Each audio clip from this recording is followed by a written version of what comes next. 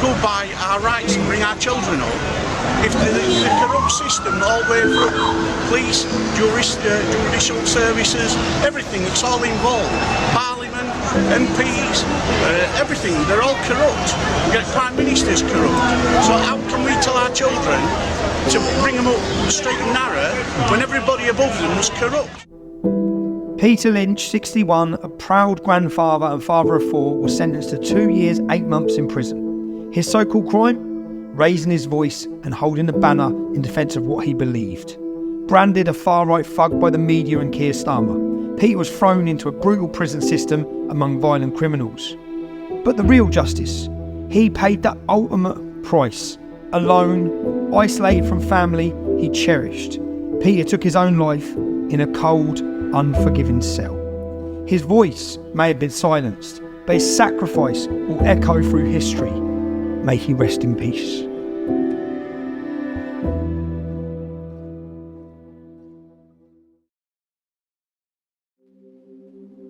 It's September 2024. There's been trouble on our streets. The government and legacy media tell us one thing, social media and citizen journalists tell us something else. What we do know is the British people are angry. What's ignited this anger? What is going on? And are we seeing lawfare waged on the British people with a whole new level of intensity?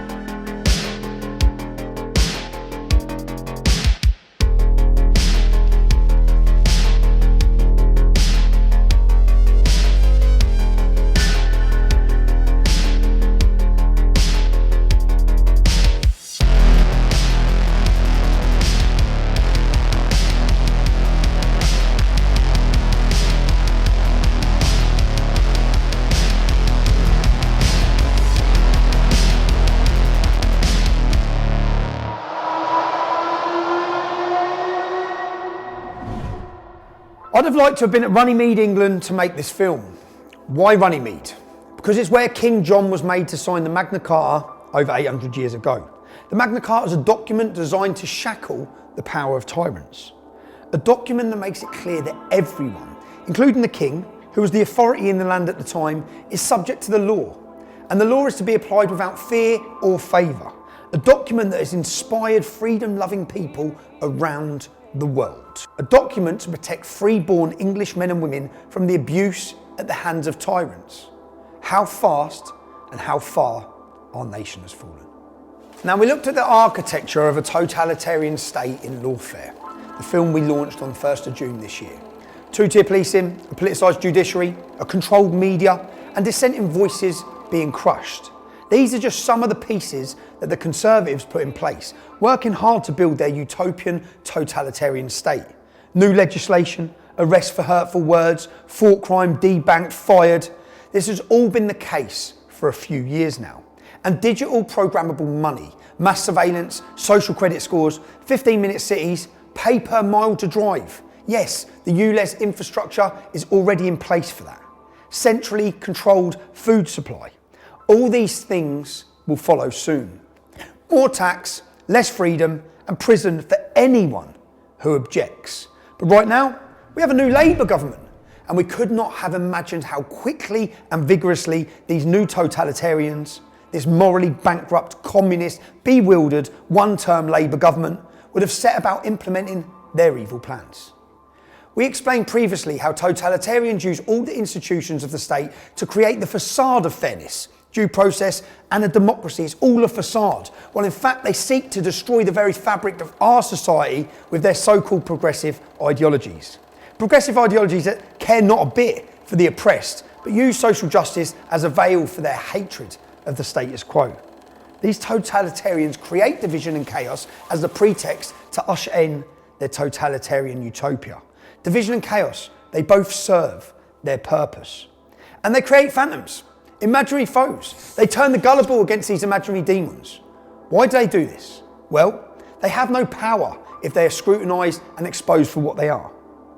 They have no power if the people unite against them. And they are driven by three emotions. Three emotions lie at the heart of every totalitarian regime. And Keir Starmer's regime is no different. They're driven by lust, fear, and loathing.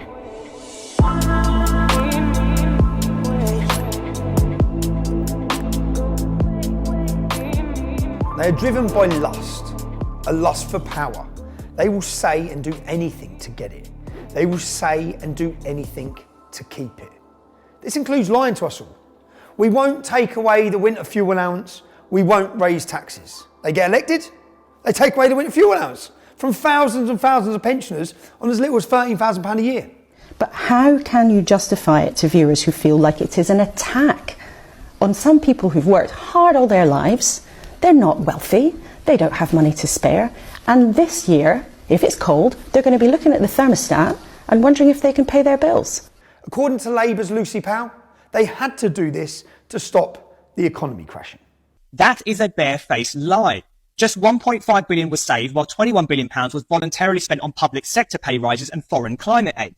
When Ed Miliband excitedly promises to decarbonise the grid by 2030, again, he is being completely dishonest. As the Chief Secretary to the Treasury, Darren Jones, innocently leaked some time ago, the true cost is going to be hundreds of billions of pounds with an almost impossible transformation of infrastructure. There's a report, of course, commissioned by Labour Party back in 2017, which forecast that thousands of pensioners could die, could literally freeze to death because of this change. If we have the money, billions every year, to look after people who have given nothing to this country, why do we not have 1.2 billion to give money to people who have contributed to this system and who are now vulnerable and at the end of their lives, they're going into the last chapter of their lives? They removed the energy price cap and prices jump by 10% for everyone. And if you've worked hard all your life, look out, because they're coming for your savings and your pensions. And don't forget, while he's robbing you, Free Gear Kia, he's had to declare more than £100,000 of freebies and gifts, more than any other MP in our country. And they say they've just found a £22 billion black hole in the nation's finances. We have found a £22 billion black hole in the economy. And we've got to fix it. And that's what this is all about, making sure that we fix the foundations, and then having done that we can build a better future that pensioners and so many other people voted for in this election. But they knew about the state of finances long before the elections. They just forgot to mention their plans.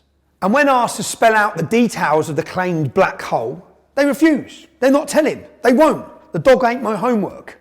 Ridiculous. They're not hiding the political choices they've made. They're actually proud of them. They can't use your taxes, remember our taxes, that's whose tax it is yours. They can't use them to help freezing pensioners this winter, but they can choose to send $3 billion a year of your tax to Ukraine to drag us towards war with Russia, instead of pursuing peace. They choose to send $6.4 billion a year of your taxes to support asylum and illegal migration. That's according to the Institute for Fiscal Studies. That's up 50% from last year and 6 times higher than in 2018. What's it going to look like next year or the year after? That's right, $6.4 billion in support of unilateral cultural suicide. Angela Rayner has announced that she's abandoning plans to give British people, in brackets, who have paid their stamp or taxes, close brackets, priority council housing. We're going to allow migrants to get that. And if you thought that wasn't bad enough, I'd love your response to this, because this sent me today quite literally over the edge. If you're a terrorist and you wanted to get social housing, you were going to be banned under Labour's manifesto. That's been reversed as well today. So what we're saying, Ben, is we're going to allow millions of people to come into this country and take away homes or whatever from British people who need them. And that is not racist to make that comment. That is an absolute proven fact. It is a proven fact. And that, amongst other reasons, is why people from all those deprived communities across the United Kingdom have been protesting against immigration for the last few weeks. They choose to give away $8 billion of your taxes on climate aid. That's giving money to other countries to help them for their so-called climate challenges. $8 billion of your money, but can't keep the pensioners warm. They choose to spend trillions, yes, trillions of your taxes to pursue their own net zero wet dream, exporting our carbon emissions to China and India as we commit unilateral industrial disarmament and drive millions and millions into fuel poverty. Don't take my word for it. This is a co-founder of Greenpeace on climate change. I say not only is carbon dioxide good, it is essential, and it's a good thing that we are putting some more carbon dioxide in the atmosphere because it was running low before we came along. If we had definitive proof that CO2 was causing serious problems and we could prove it, don't you think they would write that down on a piece of paper somewhere so people could read it? They don't have definitive proof, period. I am firmly of the belief that the future will show that this whole hysteria over climate change was a complete fabrication. And lastly, they'll smash those gangs that are transporting illegal migrants into the UK, costing us a 6.4 billion a year.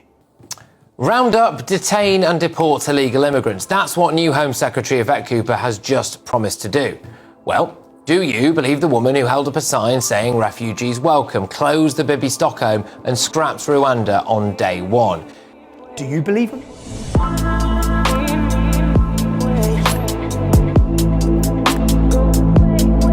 They're also driven by fear. They fear their loyalty to the World Economic Forum and its globalist and totalitarian agenda being exposed and revealed. You have to choose now between Davos or Westminster. Davos. Why? Because Westminster is too constrained. They fear their incompetence and failures being exposed. Immigration policy, energy policy, foreign policy, every policy is a failure. They fear losing power. And they fear Islam. They're bewildered. They cower and submit to the demands of Islam out of fear of what might happen if they don't. Hello, Assalamu alaikum. My name is Phil Hutchinson and I am the Superintendent for Greater Manchester Police based in Oldham. Salam alaikum. I'm speaking to you today because I want to reinforce my commitment to protect every member of our Merseyside community. Yeah. I love it. Of course, cowering in the face of Sharia-loving fanatics does not placate them. It emboldens them, you morons. Our government's appeasement is like feeding the crocodile and hoping it will eat them last. I think Churchill said that. And hiding things, covering things up. That doesn't solve our nation's problems. It's obvious to most of us by now, covering things up lets the problems grow and grow and grow. They've done that for the last 40 years with Pakistani rape gangs for the sake of community cohesion. And they're doing it now with mass migration and the Islamisation of the United Kingdom. But lying to cover things up doesn't create community cohesion. It does the absolute opposite. It stokes anger in British people. There was no growth in our economy in July, and yet we continually get pumped with mass migration. I'm just going to pose this question. If migration makes us richer, why are we getting poorer?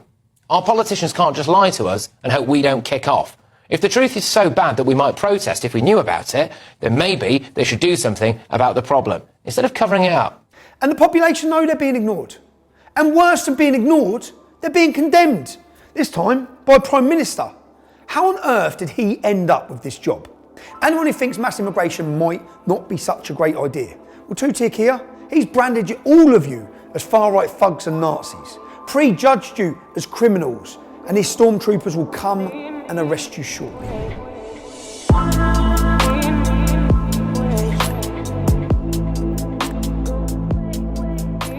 The third emotion driving our so-called leaders is loathing. They don't believe in the nation state. They believe in open borders and cheap labour for global corporations. Their loyalties lie with the World Economic Forum. Tutik here has made that pretty clear already. They loathe our nation and its people, the obstacles to their globalist totalitarian utopia. They don't want to be challenged. They are terrified of scrutiny. They don't want their lies exposed, and they certainly don't want to listen to you, the British people. Everybody's lives matter. Black lives matter. Trans lives matter. Refugees' lives matter, except old people's lives don't seem to matter. Why on earth are they choosing this as their first hill to die on? Will our so-called leaders ever recognise the legitimate concerns and grievances of the British people? Do our so-called leaders actually want to solve the problems, or do they want to use the problems? Problems they created, by the way, to take more power and take away more of your freedoms. You see, these Marxists weren't elected because British people wanted to be governed by Marxists. They were only elected because of the Tories spent 14 years failing everyone. They failed the British people, failing to be remotely conservative, failing to lower taxes, failing to control our borders, failing to protect our freedoms. And now in power, These Marxists want a state of perpetual chaos and division that they create. Divide and rule. There must be an enemy. There must be a reason to take action against these enemies of the state, and the action will always take away your freedom. There's been a knife attack on a property in Hart Street. There are reports of it involving children, and I can now confirm that some of the patients have been taken to Alder Hey Children's Hospital, so that would suggest that those reports have indeed been accurate. Here in the UK, 2 children have been killed in what police called a ferocious stabbing at a dance class in Southport in the northwest of England. How many more children are going down our streets, Prime Minister? Time to change, Norma. Come on, it's needed. How many more children? Is it mine next? Got your photos, off you go. Make a real change, Prime Minister. Make a real change! Our children! Go away! My friend's 9-year-old daughter was killed. Not wanted! The person I've held as a child, and you can't do shit!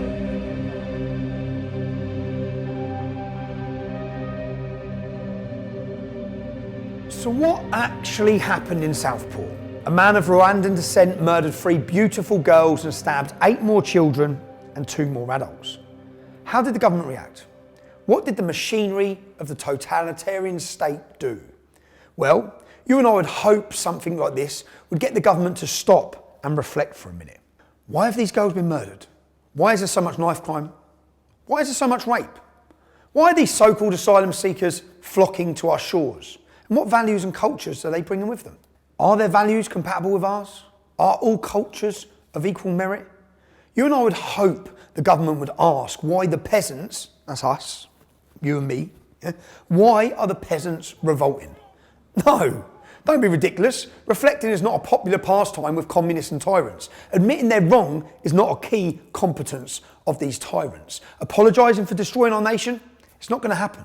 What this government actually did, well, firstly, they did everything they possibly could to cover up the basic facts, what you and I would call the truth. They said immediately it wasn't terrorism. How could they possibly know immediately the motive, that it wasn't terrorism? How could they know that? And how could stabbing young girls at a Taylor Swift dance studio not be terrorism? They said he was from Cardiff. Axel Ruddock Yabana. Yes, he's as Welsh as the daffodils. They looked for evidence he was mentally ill. I can help with that one. Yeah, he was mentally ill. Anyone who commits a crime like that is mentally ill. But exactly what kind of mental illness? And they published a picture of him, looking like an innocent little 12-year-old, and reported he was a choir boy. They made him the victim.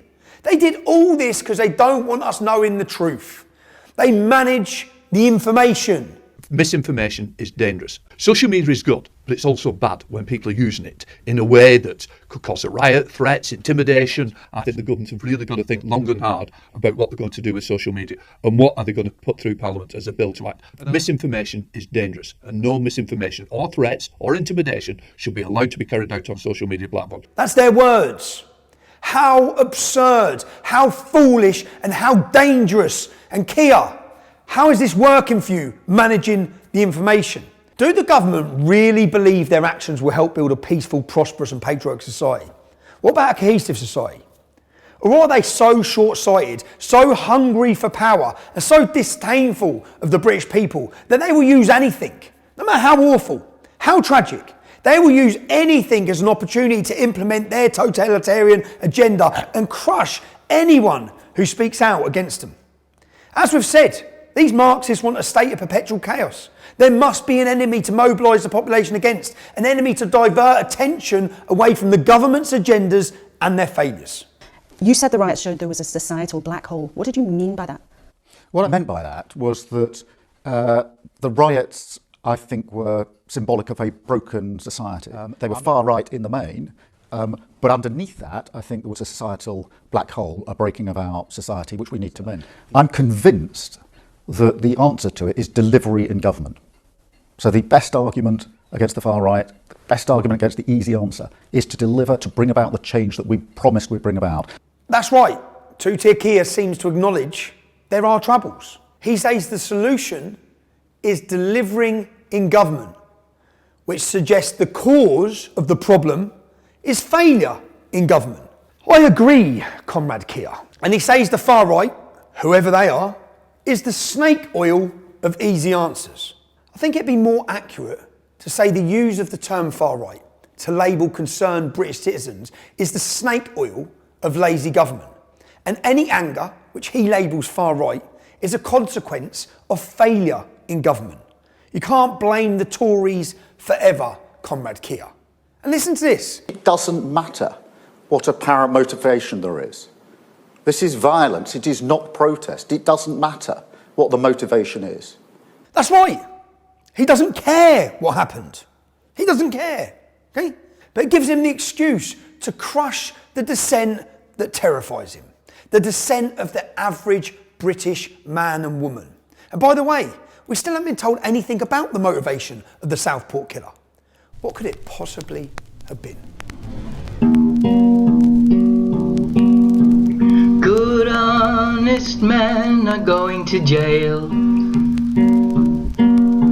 for saying that integration failed. So do you think that we're really free if we're not allowed to say what we see? Starmer's a tyrant, but we won't be silent, 'cause he threatens his people. Starmer is evil, but we won't be silent, 'cause he threatens his people. Starmer is evil. Now, once they had tried very hard to manage the news about these murders in Southport, and they'd lied and patronised the entire British people in the process, what two-tier Keir and his cabal of apparatus chicks did next is truly chilling. You know, everyone was angry because of what had happened to those 3 little girls. The whole world was angry. My husband was then saying, you know, the government keep letting them come in to our borders. You know, kids are getting raped, filmed, what followed, things like that. You know, they're taking all our NHS, they're getting rehomed. You know, everyone coming in is just being given everything. And then things like this are happening in our country. So what is it exactly that your husband has been accused of? On the Saturday after Southport, he just put a status up saying the Daresbury Next, which is a hotel close to where we live, which have got immigrants and asylum seekers in there who were getting rehomed. So he weren't inciting that he's going there to do anything. He was just saying, with all what's going on, that's the next place that will most probably happen. People will start rioting and stuff. But he didn't put that. He just put, it's going to be the Daresbury Next. Okay. Then people commented underneath his post, and he just put, it's the government's fault if they stopped letting them in the borders. All this wouldn't be happening. Okay, so he was being vocal on the immigration issue. Yeah. He went there for his daughter and for his little sisters to stand up and say, like, enough's enough. With Jack being a father himself, he's a first-time dad to a little girl. He felt it, like, it touched him emotionally, what was going on. When he was there, he was waving his flag. He didn't say anything racist. He wasn't shouting abuse. He wasn't swearing. There's actually numerous videos of the police telling Jack he has to put his flag down. He's not allowed to hold his country's flag. Jack saying to the police, listen, I'm not here for no violence. I haven't came for violence. I've came for a peaceful protest. The reason why he was arrested was because the police blockade, or whatever they call it, where they all have the shields, they ran and pushed his mum over, Julie, his mum, she's 68-year-old. They pushed her over, trampled over her, she was on the floor, they trampled over her. Lee's seen this and then obviously tried to get through the police to get to his mum, who were on the floor. They were whacking him with a shield, sprayed him with CS gas, and he was saying, look, my mum's on the floor, I just need to get to my mum. When he was being, after he just got arrested, when he was being held round the back of the Bluebell, the police officers were saying, I don't even know why you've been arrested, because his mum were there as well, obviously. All her face was bruised. They could see that she'd been injured, badly injured. I don't know if he were a sergeant or just a normal police officer. He was saying, I'll ring my inspector and see if we can let you go, because I don't think it's I don't think it's serious enough to be arrested. It's like you said, if it were my mum, I would have done the exact same. Obviously, we went home and we thought everything was fine, because obviously Jack didn't do nothing violent at all. And then that's when, exactly a week later, the police had knocked on the door, and then that's when he got arrested. So they started booting my door through. My little girl was screaming in the garden, It's all right. screaming in the garden, so my neighbour took her away.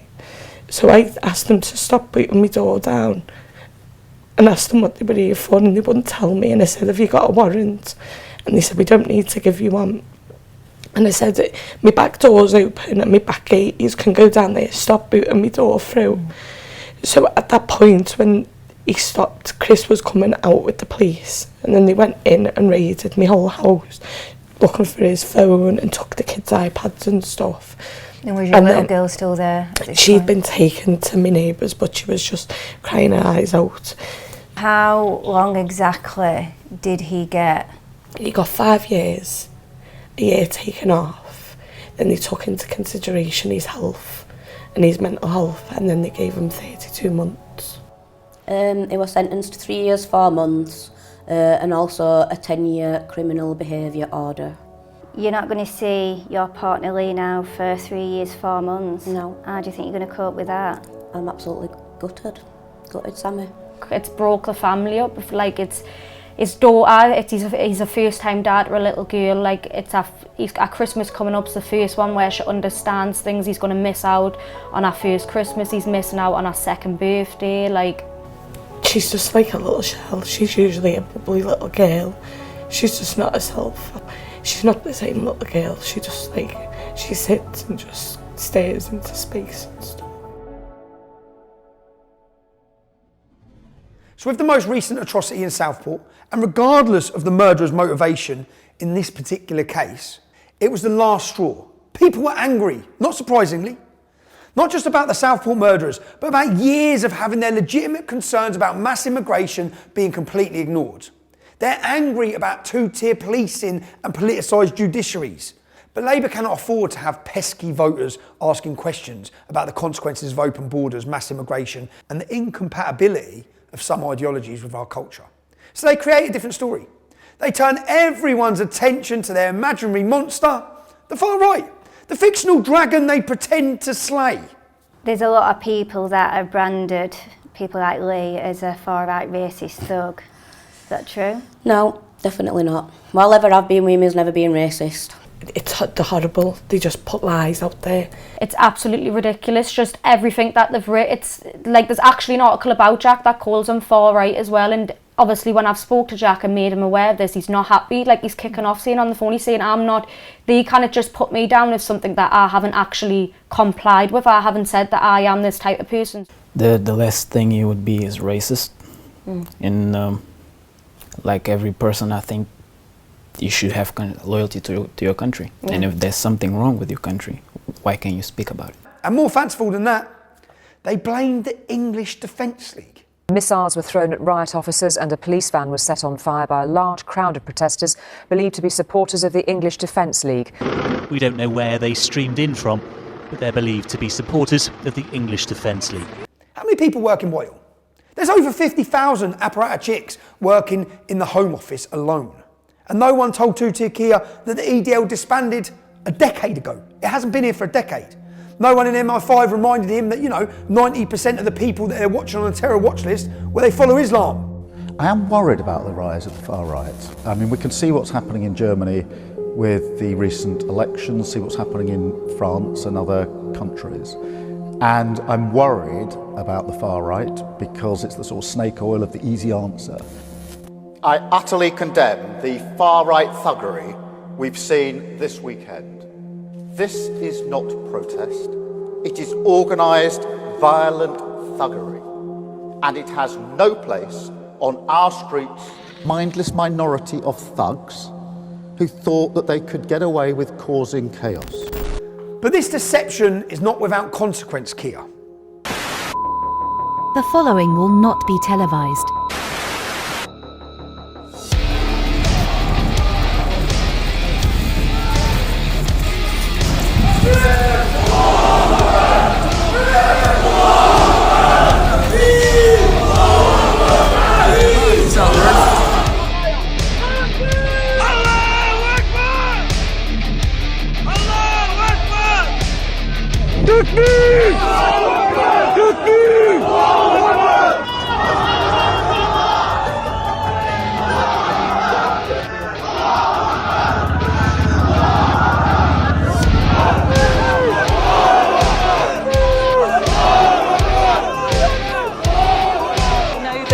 Muslim community leaders have been speaking to the police as well, because... Free Palestine! Free Palestine! But I think, apologies for the language you're hearing, but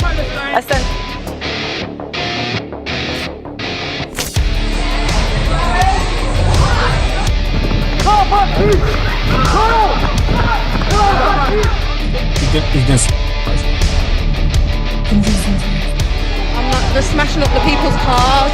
People are running. Fucking hell! Leave him!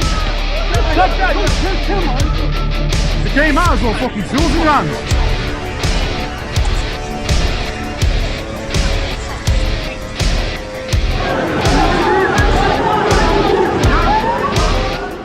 You know what, I disagree with that. Them people are not racist in there.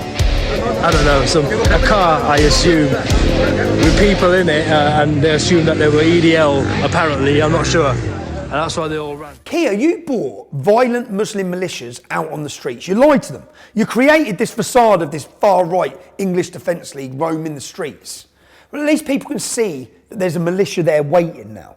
He has caused this divide between everyone. He has labelled us ADL, far-right, racists, but I think people are angry, and it's all down to Keir Starmer because he hasn't addressed why people are angry, why people are taken to the streets with such anger. I mean, these poor lassies, they're someone's babies, and I think that's why people are thinking it could have happened to our kids. Yeah. And anyone who is even remotely concerned about mass migration and its impact on our way of life, well, channeling Naz Shart's retweet, you would all better shut up for the sake of diversity.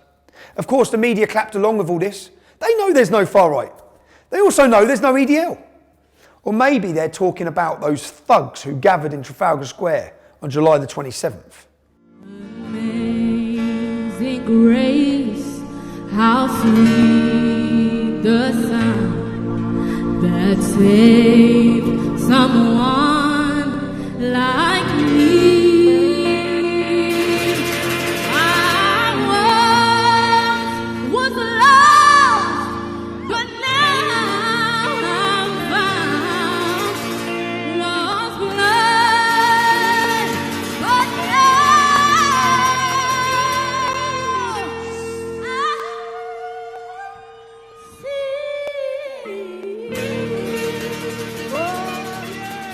Deflecting works, of course. Before the population could blink, and without them even realising, the headlines and the news were all focused on the imaginary monster, the imaginary far right. And everyone had stopped talking about the slaughter of innocent kids. It hasn't been mentioned again. It was totally forgotten. It was a successful government ploy. For me personally, they're working to blame me for the trouble on the streets. Well, what we've heard, Julie, from a lot of the far-right figures is that these protests that we've been seeing over the last week are not about extremists, they're about ordinary people just having their say. Here's an example, and it's not the only one, from the man known as Tommy Robinson. And probably the most influential instigator for all is Tommy Robinson. For this to be hijacked by people lying on sunbeds in Cyprus. It's been coordinated by a man who's just fled England. The English Defence League, give me their phone number, give me their email. I mean, the fella who's associated with most is on a sunbed in Cyprus. Tommy Robinson. He hates Europe, but there he is enjoying the European sunshine and stirring up poison and hate in this country. There's no truth in that. Bring the case against me. Bring the evidence. The evidence shows the total opposite. Not once did I call for violence, ever. I asked people not to be violent. Lads, you've got to remain calm. Look at our events in London, totally peaceful, totally calm, didn't matter. We were under attack by the media and politicians, by all of them. As far-right, racist, hooligans, all these things. A total appeal for calm. Try to remain calm. Just an appeal for calm, man. Bring the numbers, bring the noise, but don't bring any violence, man. Let me movement come in. Galvanise the country. That's what we need to do. Unite people. Now, yeah, the level of violence, it won't work. Anyway, stay safe. Stop the violence, man. To the men committing the violence, lads, Those individual police officers who are coming out doing a difficult enough job have got families at home. They're ordinary people. Okay? A peaceful revolution is brewing in Great Britain. A peaceful revolution. Now, why are the British public angry? I want to pause and take a moment to answer that question. I want to take a moment to help Kia and his cabal of apparatus chicks, because he seems to know there are troubles, he admits it. There's troubles on our streets. But I fear he may have misdiagnosed the cause. Well, it was publicised as being a protest against the lack of government action to deal with the increasing amount of stabbings and knife crime across the country, but in particular against the awful, atrocious, horrific, brutal murder of the 3 primary school age girls in Southport in their playgroup, which, like I think so many other people, I was incredibly upset and distraught about that. And I went there in that spirit. Intending to attend, and did attend, a peaceful protest. 8:45 in the evening, the police, the riot police, decided to just charge on the crowd. There was absolutely no forewarning, there was no announcement by the police, like on a megaphone or anything like that, to say, can you clear the area, can you move, because we're going to start arresting people. They didn't do that, they just started arresting people completely out of the blue, suddenly, without any notice whatsoever. And I turned round and I saw a police officer arresting someone, and then the police officer came towards me and arrested me, and I was handcuffed. I was handcuffed behind my back. So you were arrested for standing in the street? Basically, yeah. Well, absolutely, that was it. That was why I was arrested. And I did nothing, didn't resist arrest.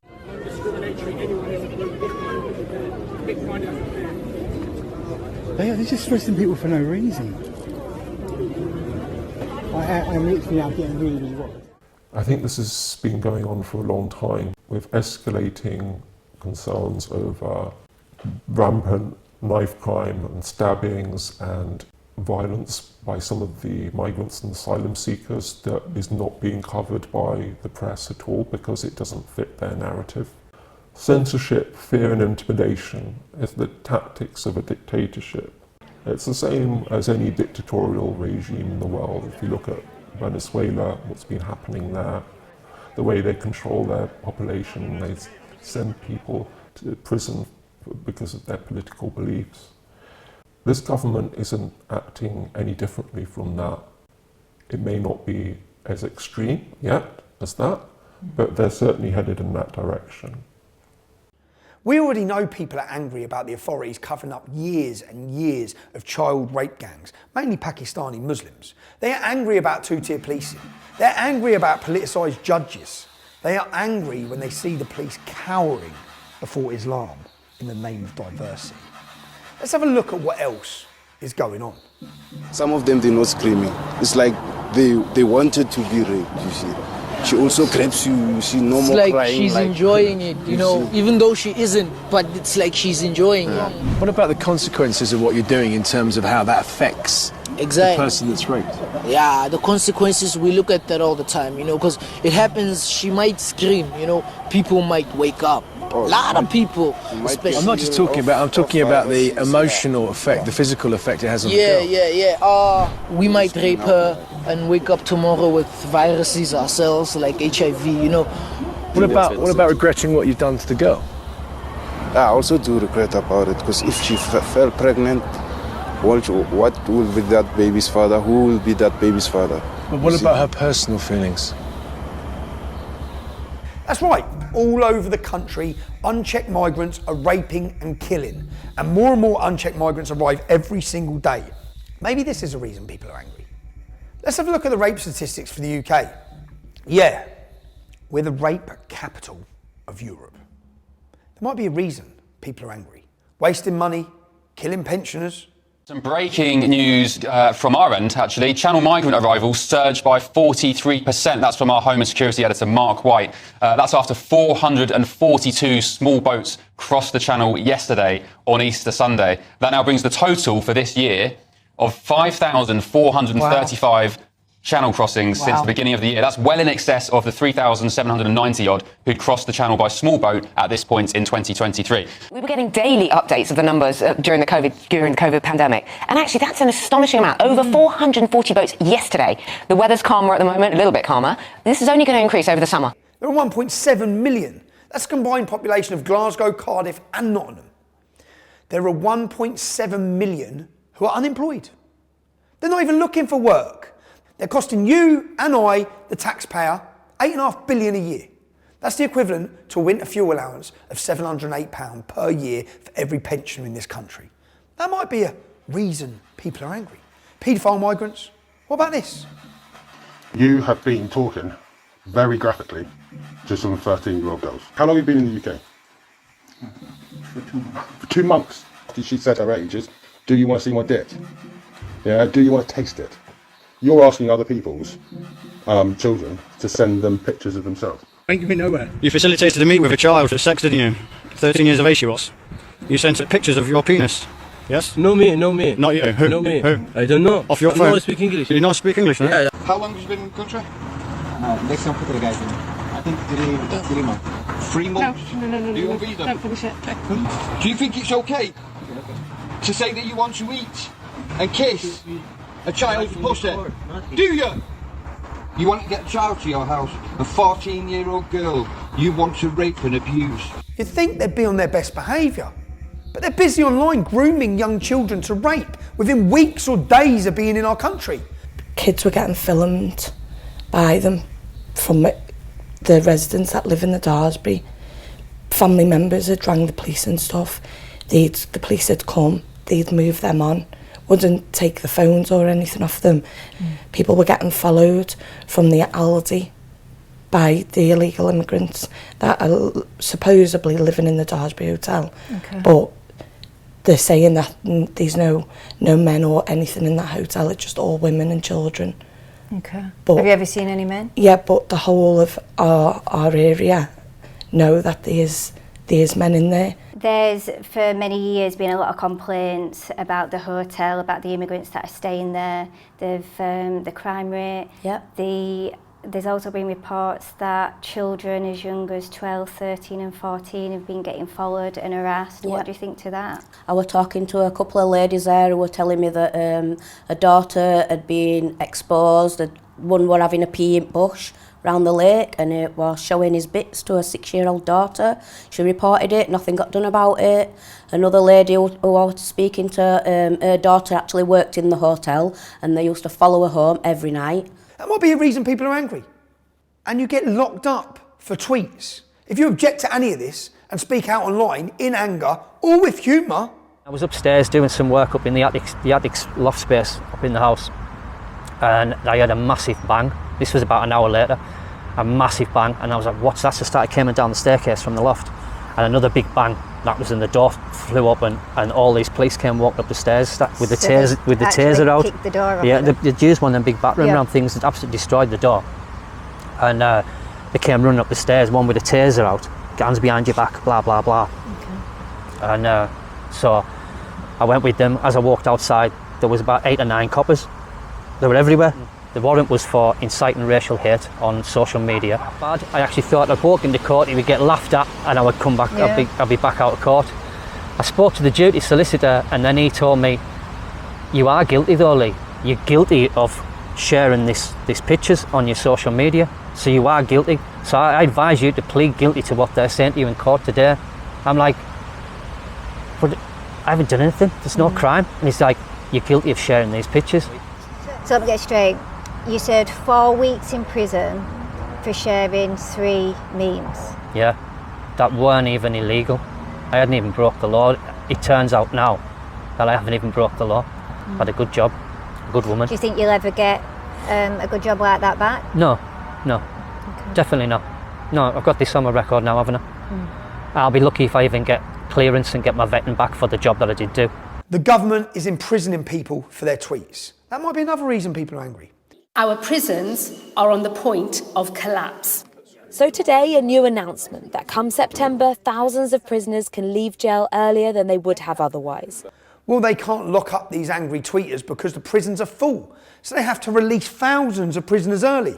That might be a reason people are angry. And he's made space in the jail, but not enough space for the BBC's latest paedophile superstar, Hugh Edwards, busy buying photos of children as young as 7 being raped.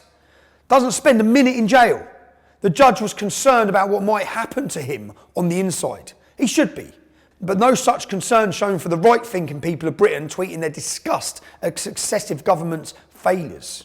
Every tyrant knows once you have created your imaginary enemy, you need to install fear in those in the population who are gullible enough to trust you. The number of people who still trust you and your government, Keir, is falling very fast. Sir Keir Starmer's approval rating has plummeted to its lowest level on record amid a growing cronyism scandal.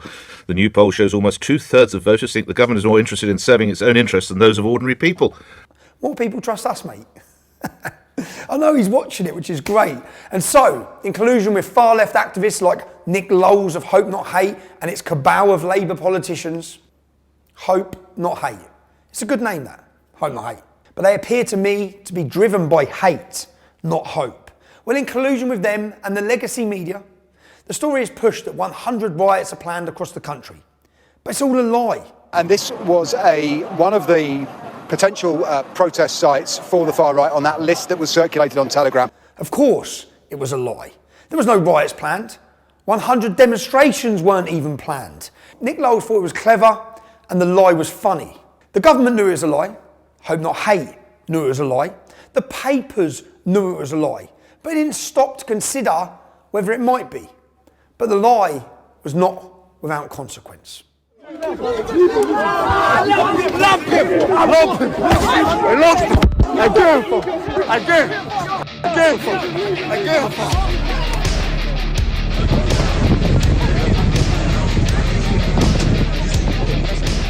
He needs an ambulance, so he does.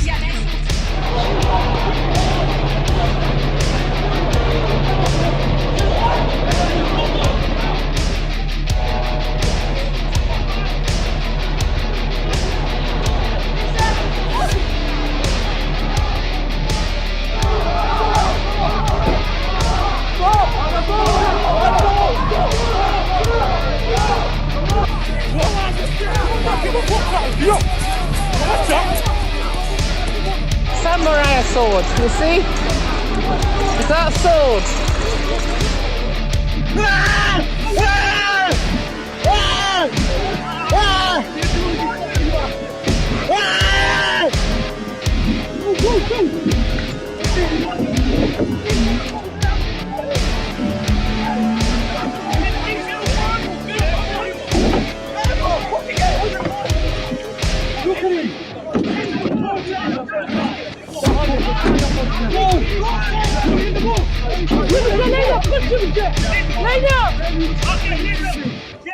I'm sure the police will be all over those machete-wielding thugs. I mean, they didn't put the others that came out with machetes, knives, masked up. What happened to them? There's no... Them are not in the paper addressed as racist thugs. It's just they portray us to be bad people. And Lowles tweeted about this. See, that wasn't true either. That stirred up racial hatred. We were born here, we are Muslims, we will stand here, we will fight against EDL, we will fight our ground. Our innocent Muslim sisters are getting acid attacked, must get breaking, but everyone should be here, fuck the EDL! The top tier of Labour MPs in support resigned after that tweet, but Hope Not Hate is still a Labour-controlled disinformation unit. By the way, Mark Rowley, if you're still in the police when this film goes out, when are you going to arrest Comrade Lowles for spreading false rumours and inciting racial hatred? So Lowles doesn't get arrested for his lies, but Bernadette Spovroff, a Cheshire businesswoman who sent an erroneous tweet about the Southport murderer, she was arrested, she was held overnight, then not released, but she was bailed pending further inquiries, which have since been cleared. I had expressed my own views on the state of the country and its failure to protect innocent citizens, and that is still legal. But it's very clear that a vocal part of our society wants the opinions of ordinary people like you and like me suppressed. They say they support free speech, but they mean only the speech they agree with. They say they support dialogue, but only the dialogue that agrees with their worldview. And they say they want equality, but they don't mean for people who think differently to them. Now, we've had nearly a year of violent anti-Semitic hate marches on the streets of Britain. The legacy media describes them as largely peaceful. Citizen journalist footage suggests that's a lie. The only solution is jihad by the armies of the Muslim countries. Listen carefully to what this guy here in the middle of the video says in a moment. Did you hear that? We are ready to kill you all, is what the man said. Let's have a listen to the rest of it. Take a look at how the police respond. The police stand there and do absolutely nothing. You are racist, all of you. Okay, that's racist. No, take your hand. Take your hand. Take your hand. Take your hand. Don't say like that. Don't do that. Don't do that for me. You're messed up in your head, my friend. And you are nothing to me. All of you. Do it. Go on, then. Go on, then. Go on. Do it. Go on. What the fuck are you going to do? Attack me again. Again? What? What's the fight today, guys?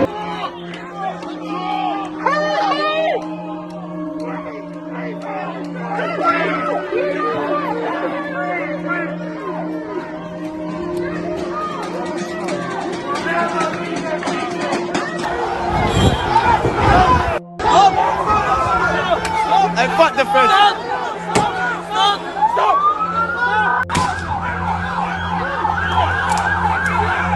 Go straight.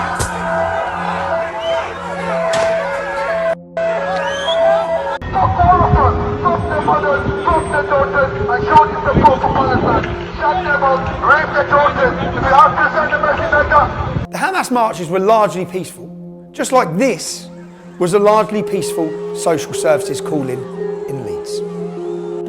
Jesus.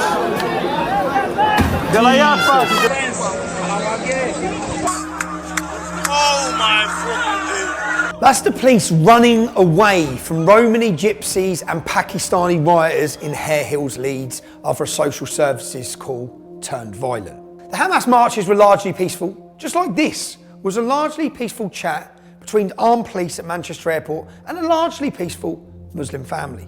By the way, these men, they were released without charge when a baying mob of Muslims turned up at Rochdale police station demanding their release.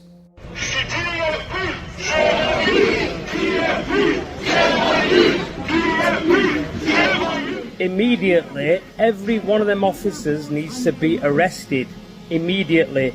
If not, then we will go to Plan B and you will see big protests, I promise you. Protests like you've never seen before. The Muslims demanded the police are suspended. And guess what? They were. The police suspended. And the cowering police are now focused on finding the person who leaked the CCTV footage. Total insanity. Have the Islamic thugs who battered the police on camera, have they been charged yet? No, they haven't. And yeah, the Hamas marches were largely peaceful, just like the Notting Hill Carnival was largely peaceful. Here's the legacy media's headline on that one. Last hour, they've given us an update that they've made 38 arrests and recovered 4 knives. And they said a man believed to be in his 20s has been stabbed. His injuries are not life-threatening. But overall, it's been a really peaceful and enjoyable day. So, no swift justice for the Hamas rioters, for the Leeds rioters, the Manchester Airport thugs, or Nick Lowes. I wonder why. And no swift justice for the killers of Notting Hill Carnival. That was just a cultural celebration, of course. So we know the police treat different groups differently. No credible commentator would dispute it. In 2020, we had Black Lives Matter protests during COVID. During COVID lockdowns. Yeah.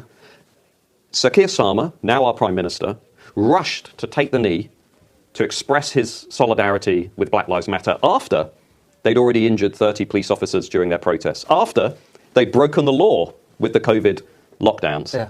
And Keir Starmer rushed to take the knee and he said, there are legitimate grievances here. This is about racial injustice. Yeah. Because rioting, on the left, remember, is the voice of the unheard. Yeah.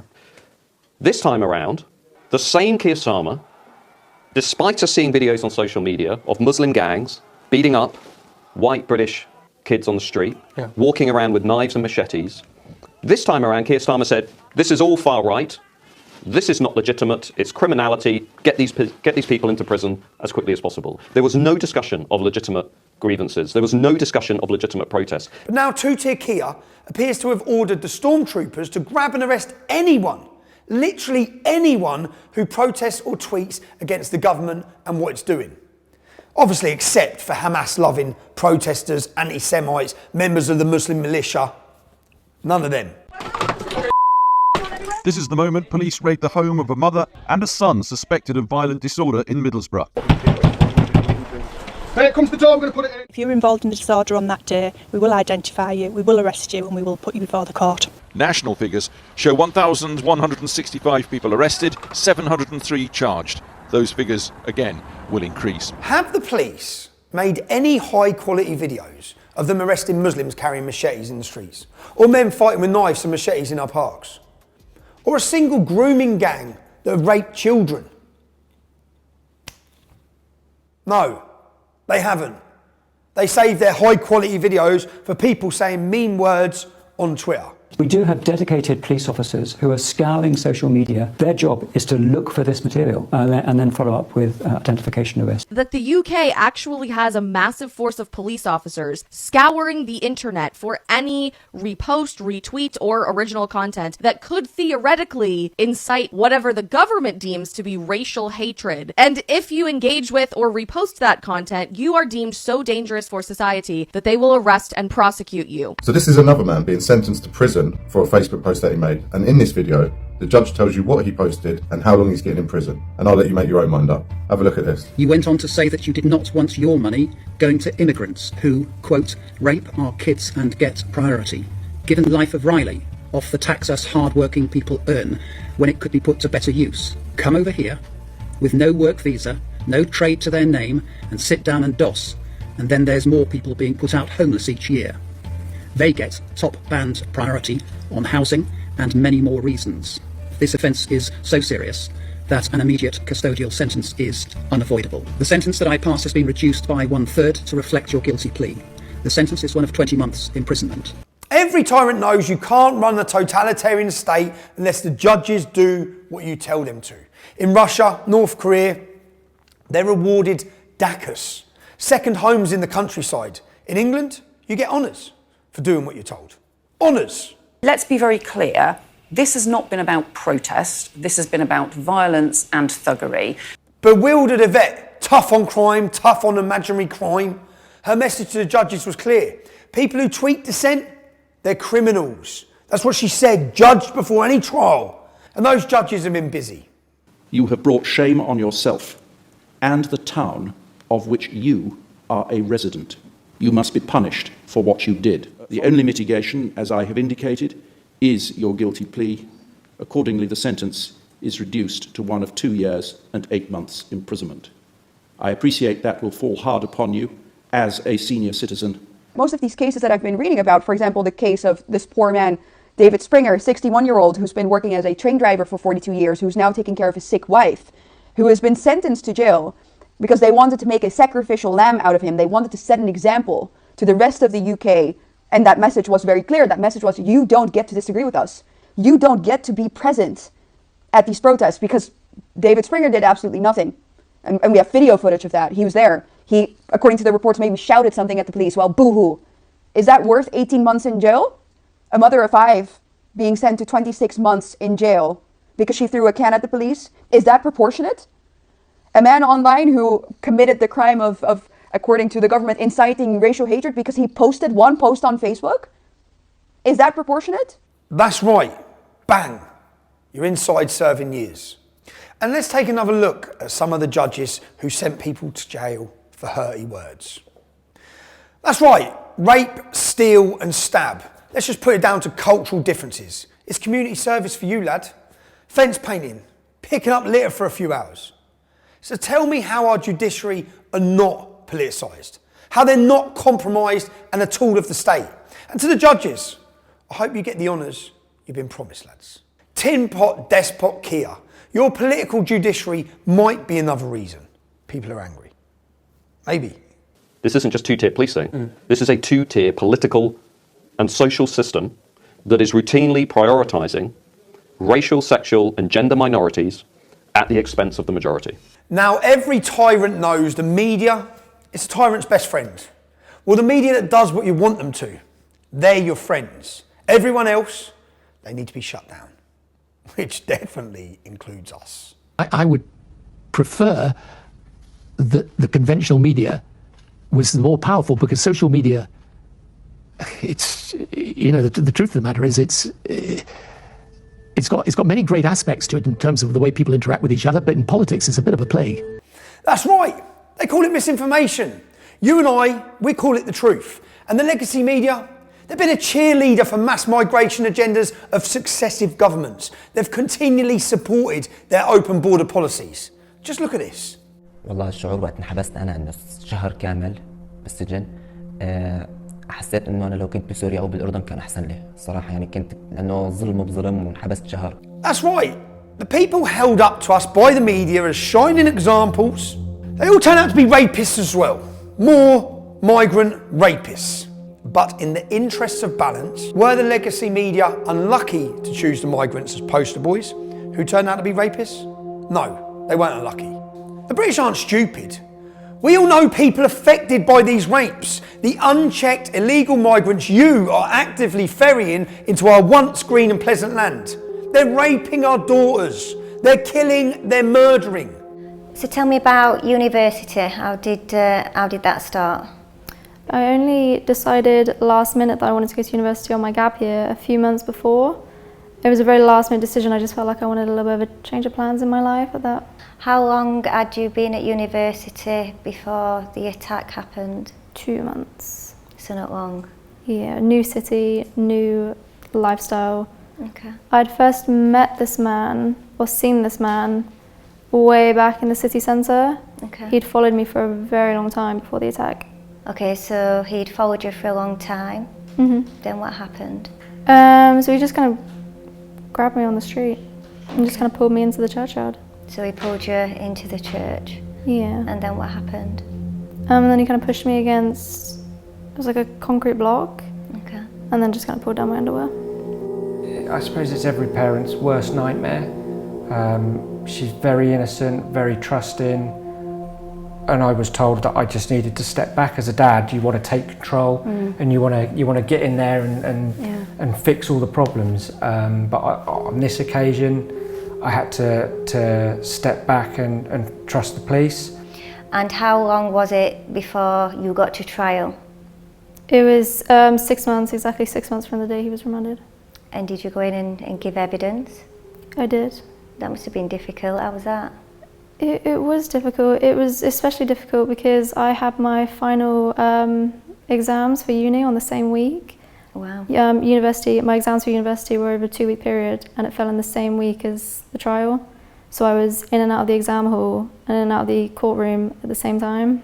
When the court case was going on, I booked all the time off. My intention was to go there for every day of the case, but I was pretty much told do not come by the police and the barrister due to the severity of it. My daughter closed down, didn't want any help. She was going to deal with this herself. It was very tough on her. She had lots of breakdowns. We had to drive up to where she was many times, 2, 3 in the morning to help her. So tell me about the rapist, where we're living. So this is what really gets to me, is he was staying in a hotel, and it's not far from a student village. Now, so he was living very close by to the university? Yeah, walking distance. The people that are coming illegally, but it says it, they're illegal. They've broken the law when they set foot on our shores. They've broken our laws. So at that point, they should then be detained and processed as criminals. But I don't believe they are. I believe they're being sent to hotels, being given money, and free reign to just wander freely, throughout the community. He can apply for parole in just 8 years. If he comes out and he's not deported and he's going to be living here, what do you plan to do? I plan on leaving the country within 7 years. You just want to be away from him? Yeah, I don't want to be out in the same Do you think he should be deported? Yeah. Yeah. She's changed. Our relationship has changed. I don't think it'll ever be the same. How has it as it changed? was. We were quite close. We'd talk quite a lot. I was always there to support her and help her and guide her. But now, you know, I can message her and I could go maybe a week or 2 weeks before she'd respond to that message. Okay. You know, we'd play games, but we don't play games anymore. I'll call and she won't answer. She's a lot more distant. How do you feel as a parent when Sophie leaves the house now? Awful. It's really tough. So she does have a job. She does go to work part-time, and she does have to walk from where she's living to this job. Okay. And she can be walking home later at night now. Okay. It's not, and you know, we've got Find My Friends, so I can see where she is and when she's leaving. Yeah. And my heart just, I've had to stop looking at it, because if I you know, try and get an early night, because I've got to be up really early with work, and I Find My Friends and I can see that she's still at work, I'll then stay up and I'll follow her all the way home, and it's heart-wrenching, because then you'll see the dot stop, and straight away your mind goes to the absolute worst.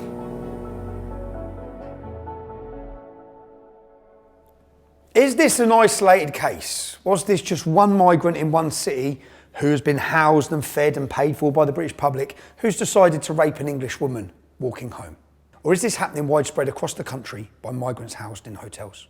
Kia, maybe this is why people are angry. Maybe, and let's just have a little challenge here. Let's go on the internet and search a couple of cities. I could pick any city in the UK and search migrant, refugee, rape, and it will bring up cases. We simply don't have time to go through every rape of a migrant in every hotel for this documentary. But can you understand why people are angry? And if it's not the migrants in the hotels, just refugees and asylum seekers are literally raping in every single town and city across the UK. Kia, maybe these are the reasons the British public are angry. Now, the media told you the people in Hartlepool were far right for protesting the hotel. What they don't discuss is the fact that one of the migrants in the hotel left the hotel, committed an act of terrorism, murdered a 70-year-old British grandfather. His family will be angry. The community will be angry. Maybe the people in Bournemouth are angry because an asylum seeker come into our country, lied, like they all do, said he was 14 years old. What checks did you do on him? You put him straight in school with our daughters. So people in Bournemouth might be angry because their daughters were put in school with an adult who pretended he was a child. He went on to sexually harass children, chase people with knives, and later he murdered a 21-year-old in Bournemouth city centre. A Royal Marine was brutally murdered by this asylum seeker. Then the Home Office do their checks. Then we find out he wasn't 14, he was 19. He was a fully grown adult male, and you put him in school with children. Then we find out that on his way to Great Britain, he murdered 2 people with an AK-47 in Serbia. That's right, a cold-blooded killer with no checks, with no vetting, was put in school with parents in Bournemouth. People in Bournemouth are not angry because they're far right or they're racist. There's justified anger because you're failing them time and time again. It's a reality. This is justified anger because of government failures, but they cover it all up. They don't want to talk about their failures. Just blame it on the imaginary far right. No Keir Starmer, no the establishment, no the media, no the government. Every part of this is your fault. It's your failures.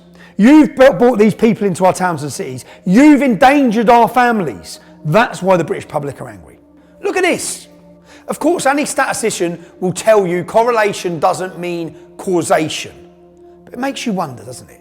Let's have a look at the statistics for Sweden, since they opened their borders with rape as well.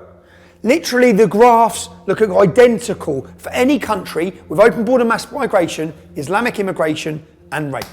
Remember, there's 1.7 million unemployed and economically inactive migrants here right now, costing £8.5 billion a year. Anyone out there working right now, you're paying that in your taxes. He says nothing and does nothing about radical Muslim preachers. How about the one who commits adultery, zina? What about the one who rapes a child? What about the one who drinks alcohol? Good or bad? This person, one person that commits all of these sins, he commits all of these sins on a daily basis. But he prays is better in the eyes of Allah than the one that doesn't commit any of these sins but doesn't pray. King, Queen, House of Commons. If you accept it, then you're a part of it. You don't accept it, but you have to dismantle it. He said, "O tribes of kuffar, O tribes of disbelievers, get out of his way. For we have come to strike you a black revelation. A strike that removes the heads from the shoulders." Allah says, we will strike terror into the hearts of the kuffar. We will strike terror into the hearts of those who disbelieve. Why? Because they associate partners with Allah. Because they associate partners with Allah, that for which Allah never gave them no authority. You got your democracy, we got our own Sharia. You got your own free mixing, we got our own nikah. No, we got our own economic system. We got our own foreign policy. We got our own deen. Alcohol will be banned, drugs will be banned, pornography will be banned, gambling will be banned. But the money saved, that we know monarchy. La ilaha illallah. La ilaha illallah. He says and does absolutely nothing about knife crime on our streets. Oh my God. Oh, they were swinging it. He says nothing and does nothing about Islamic terrorism, jihad, Islamic courts, female genital mutilation, misogyny. He can't tell you what a woman is. He kneels for Black Lives Matter. I could go on and on, but he can dispense summary justice for anyone who disagrees with him. Remember how they hate scrutiny? They can't allow their agendas and failures to be exposed. Make a dissenting tweet, go to jail. Go directly to jail. Enter the UK illegally, come on in. How was your trip? Have a 5-star hotel. And now listen to this. Both got put away for the riots, both been put in the same prison, both been put in the same cell. In the last 48 hours, the wing that they put them on was 90% Muslim. Both of them, one's been attacked in the shower, they took the shower heads off, battered him. When he managed to get back to his cell, his other mate had been completely battered as well. The family's obviously distraught and everything. They're making targets of them, as well as like examples of them. They're making targets of the lads. They did some damage to them as well. That's right. Two-tier Kia is putting the unhelpfully outspoken citizens in prisons run by Islamic gangs. He's literally offering them up.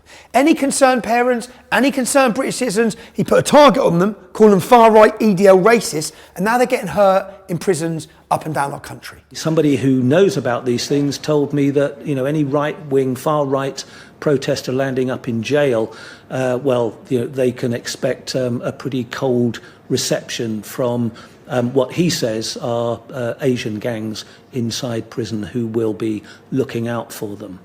Keir told everyone they're far-right extremists. Their blood is on your cowardly hands, Keir. You disgust me. You disgust Britain.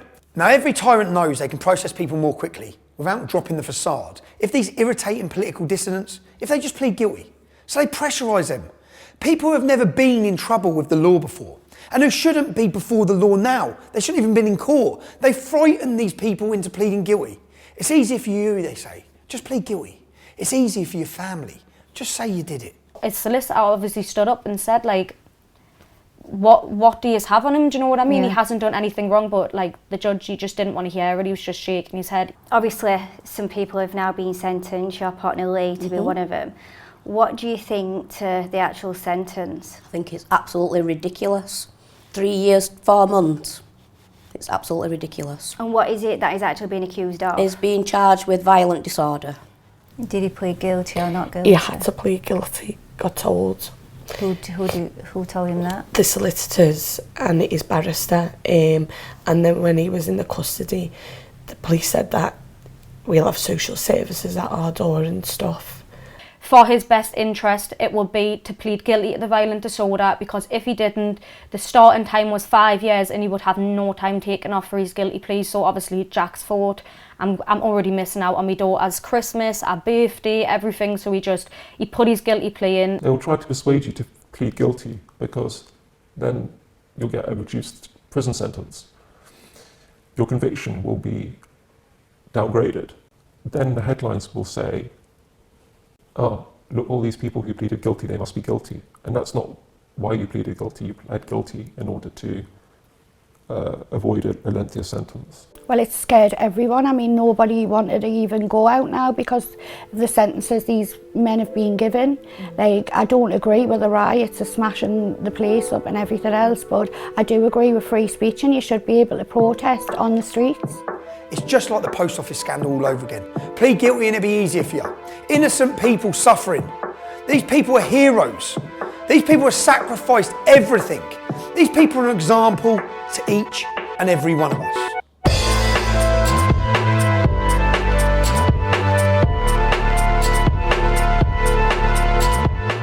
Actually, we have more than one problem. Our first problem is we're led by tyrants. People whose allegiance is to the World Economic Forum, not the British people. People who are vain and deluded enough to believe that they, and only they, the elite, they can create a global utopia, with them in charge, of course. The World Economic Forum has already published their plans. This global reset is necessary because we have seen that our policies which we pursued before the coronavirus struck us, that those policies do not create the necessary inclusion of society necessary for harmonious societal development. We are led by people who don't believe in borders, people who don't believe in nations, people who don't believe in freedom. These are people who are full of lust for power, people who are rapidly dismantling the cultural inheritance with which we were all blessed. Freedom, equality under the law, Magna Carta and democracy. These are people who want you to be dependent on the state so they can control you. We are led by globalists, totalitarians and communists. This is the main problem. These tyrants are also cowards. They're driven by fear. They fear so many things. Being exposed, losing power, the truth, Islam, and they fear we, the people. They are bewildered and frightened, and like any cornered animal that makes them dangerous. They lash out at their own citizens, vulnerable individuals. They're busy arresting children, but they won't confront Islam. They may be too frightened of what might happen if they do. Or maybe they don't know what to do about Islam. Or perhaps they don't care that Islam is incompatible with our way of life, because these communists care little for our way of life. Regardless, for now, they cower before Islam. They leave unchallenged the masked armed gangs, the mobs, the militias that wreaked havoc on the streets, because chaos serves their purpose. It gives them a reason to act against dissent, and the dissent for now is from the British people, tweeting about the government's failures. And right now, of course, our nation is crumbling under the weight of mass migration, legal and illegal. So many men from countries and cultures that will not assimilate, cultures that teach their children to hate the West. It's out of control, and it serves the purposes of the globalists, the totalitarians, Kia and his apparatchik communists. Mass migration is part of their plan.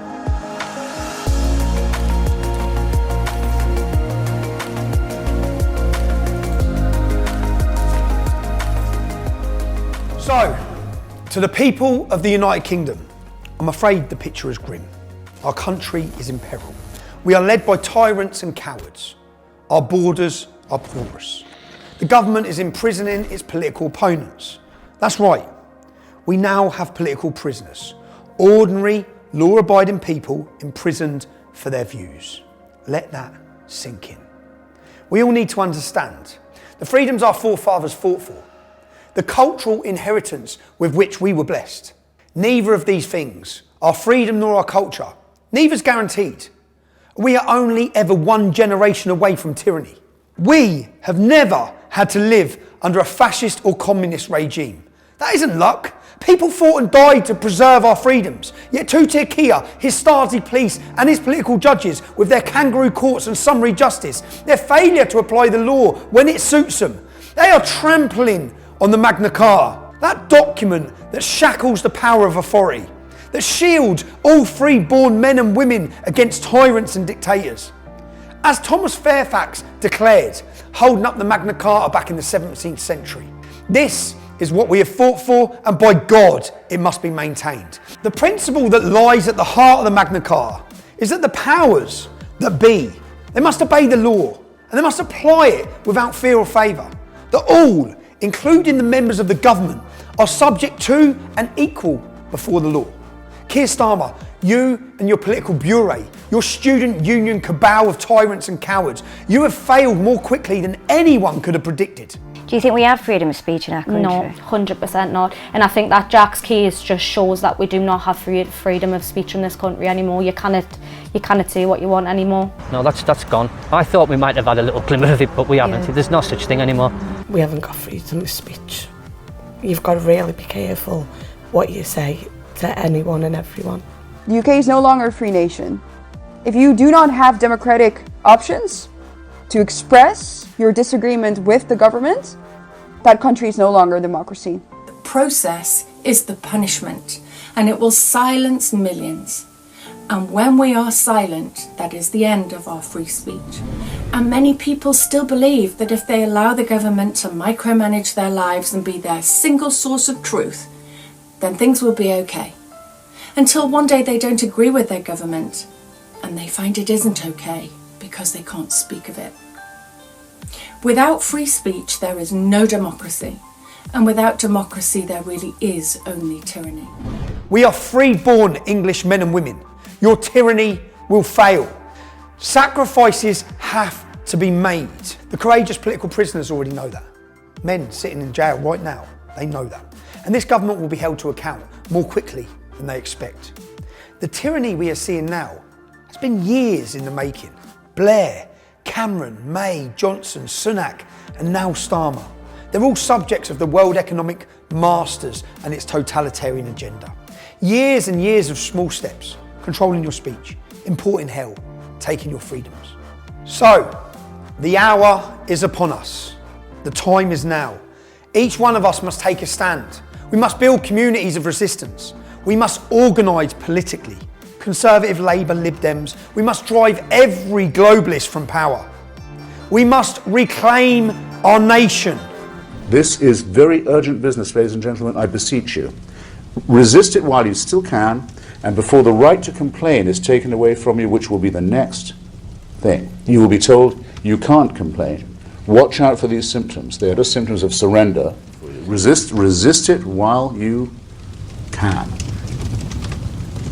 We must resist while we still can.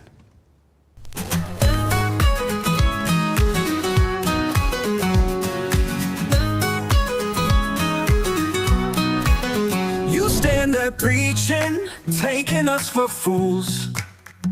One more boat to wash up your focus on winter fuel. The art of distraction from the issue at hand. A foreign invasion of our ancestral lands. They aren't all refugees, they aren't all fleeing from war.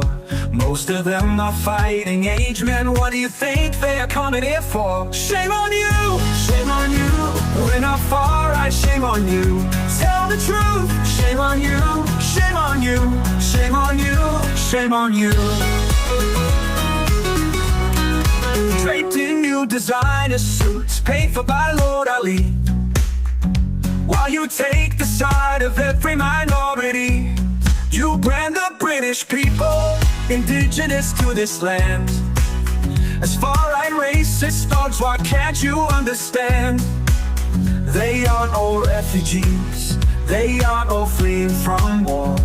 Most of them are fighting age men. What do you think they are coming here for? Shame on you, shame on you. We're not far right, shame on you. Tell the truth, shame on you, shame on you, shame on you, shame on you.